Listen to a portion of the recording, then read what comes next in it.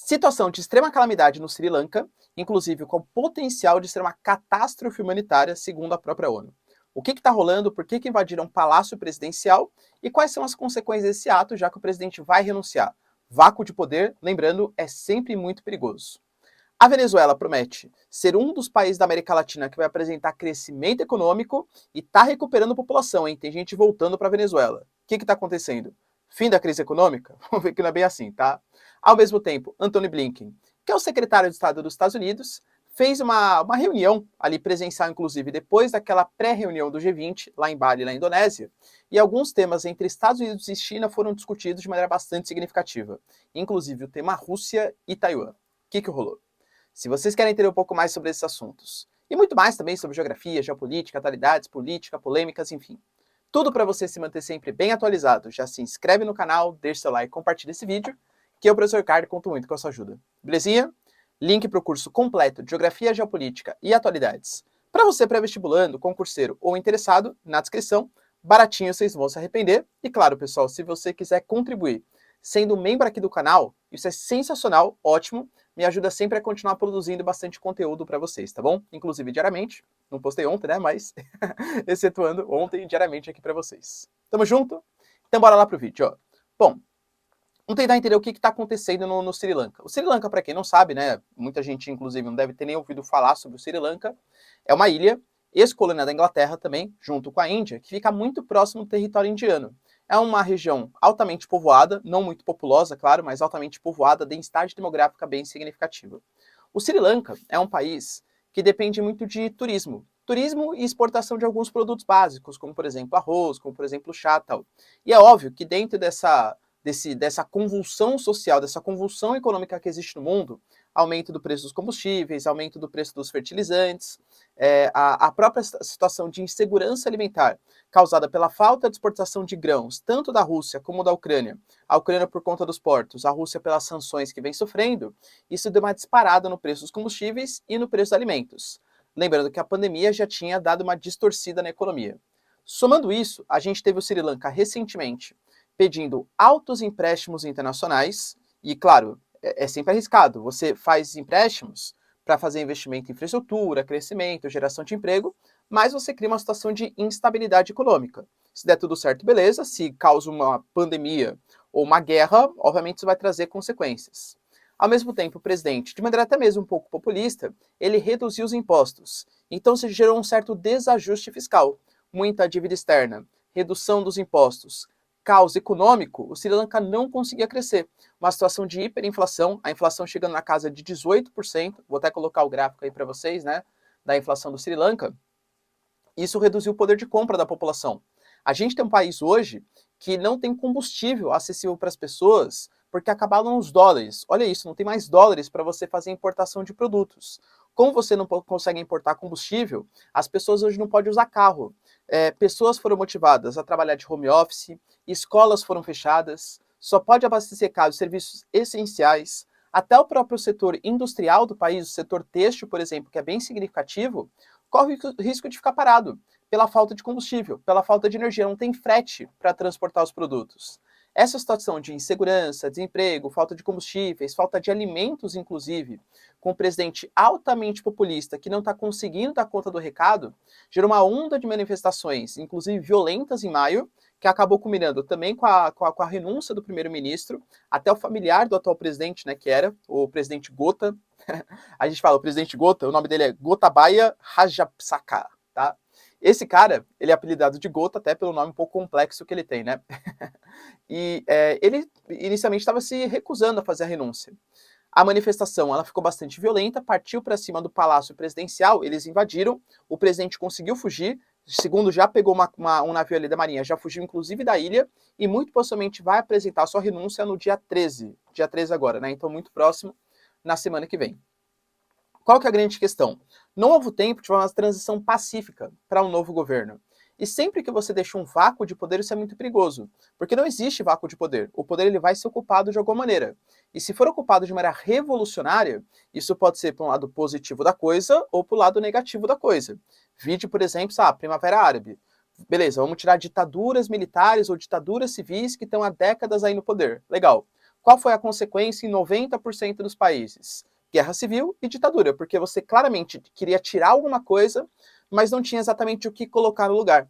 Uma revolução, um processo revolucionário, ele pode dar em coisas boas ou, claro, coisas muito ruins, tá? A situação do Sri Lanka, ela pode, como eu falei para vocês, escalar para uma crise humanitária, uma catástrofe humanitária. O Sri Lanka, ele acabou de declarar moratória, mais de 51 bilhões, e está tentando negociar uma nova dívida com o FMI. Qual que é o problema? O FMI classifica o Sri Lanka como um país não emergente, e sim como um país em crise, né? Um país que está falido.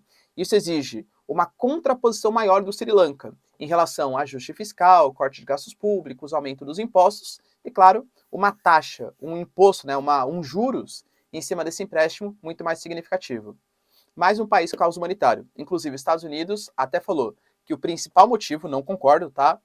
Foi a falta de grãos exportado pela Ucrânia. Claro que toda a conjuntura econômica conta, mas problemas internos, medidas populistas internas também causaram essa problemática. Venezuela aparentemente está voltando a ser uma... Talvez isso seja um pouco exagerado, né? Mas esteja deixando de piorar tanto, está despiorando, né? Como assim, professor? A Venezuela foi um país muito importante, né? Inclusive economicamente falando, é a maior reserva de petróleo do mundo, inclusive superando os sauditas. Só que uma situação de instabilidade política e econômica, principalmente depois no final do governo Hugo Chávez, primeiro governo Maduro e principalmente o segundo governo Maduro, levou a Venezuela hoje a uma situação de ditadura. O poder judiciário ele é muito cooptado pelo próprio poder executivo e o legislativo, liderado pelo Juan Guaidó, né, enfim, pela Assembleia Nacional, também não tem muita voz para conseguir exigir grandes mudanças. Só que a Venezuela, até pela crise econômica que se instalou, inflações assim acima da casa de 1000% ao ano, com troca de dinheiro, era Bolívar, depois virou Bolívar soberano, falta de investimentos estrangeiros, até a própria petrolífera venezuelana, a PDVSA, ela está completamente sucateada. A produção de barris, por exemplo, que já chegou na casa dos 3 milhões de barris por dia, chegou em determinado momento na crise da Venezuela 2016-2017, que caiu para 300 mil, 400 mil barris por dia. Tá? Nesse momento, o que está acontecendo? O governo Maduro, ele está aceitando, não fez as pazes ainda, hein? Mas negociar com o Juan Guaidó. A gente está no momento de crise econômica, de guerra, que disparou o preço dos combustíveis. Opa, a Venezuela vende esses combustíveis. A Venezuela, não muito por vontade própria, mas está sendo um pouco menos hostil com o capital privado, porque percebeu a importância, até para o crescimento econômico do país, receber esses investimentos estrangeiros. E não dá para esquecer que a Venezuela está sendo vista como um grande país contra o imperialismo dos Estados Unidos na América Latina. Então, China aumentou seus investimentos, a Rússia aumentou seus investimentos, o Irã acabou de fechar um acordo também com a Venezuela. Para vocês terem uma noção, falei para vocês que na crise chegou a 300, 400 mil barris por dia. Nesse momento, a Venezuela já está voltando a produzir 750 mil barris por dia. Até a própria petroquímica a estatal, ela está voltando a produzir de maneira mais efetiva do que produzia. Claro, não é ainda, né, década de 90 e tal. Para vocês terem uma noção, a Venezuela ela pode crescer esse ano, segundo estimativas, de 1,5% a 5% ao ano. Pô, num país que teve constante quedas do PIB nos últimos anos, claro que isso é bastante significativo. A Venezuela chegou a perder 6 milhões de habitantes. Cara, isso é muita gente. Ainda hoje, o saldo migratório venezuelano ele é negativo, mas algumas pessoas já começam a voltar para o país. Sofreram xenofobia no Brasil, na Colômbia, no Peru, enfim, nos vizinhos latino-americanos, e estão voltando para a Venezuela.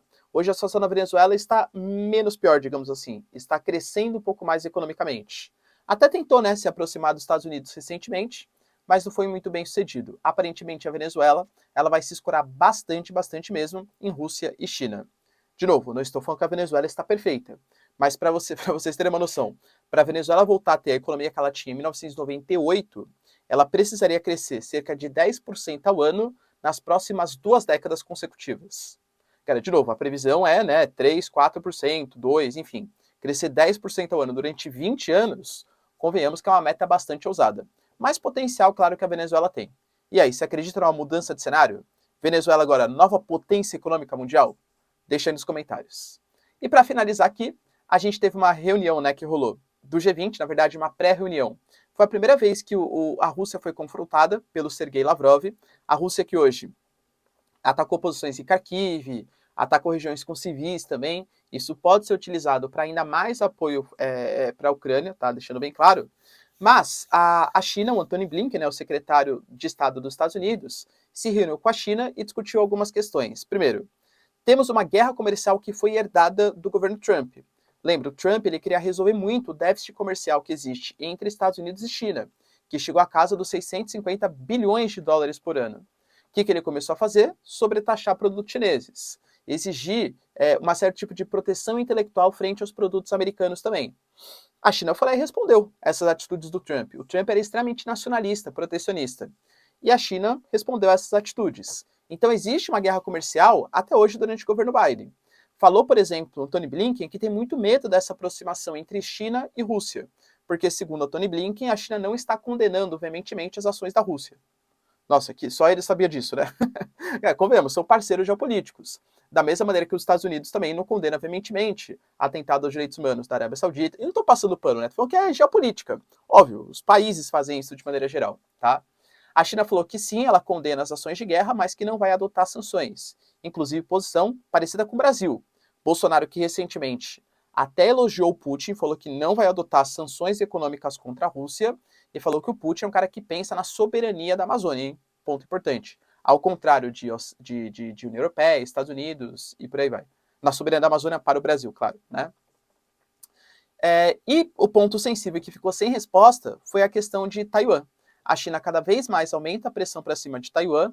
O presidente Biden, ele quebrou aquele protocolo histórico dos Estados Unidos de uma ambiguidade estratégica de não apoiar tanto assim Taiwan, a ponto de Taiwan se sentir confiante em afrontar os chineses, mas também não deixar sem apoio, a ponto da China se sentir confiante e afrontar Taiwan. O Biden foi bem claro, nós vamos defender Taiwan, inclusive militarmente. Bom, isso fez com que a China aumentasse as incursões, aumentasse invasões ao espaço aéreo, e foi um recado bem claro da China.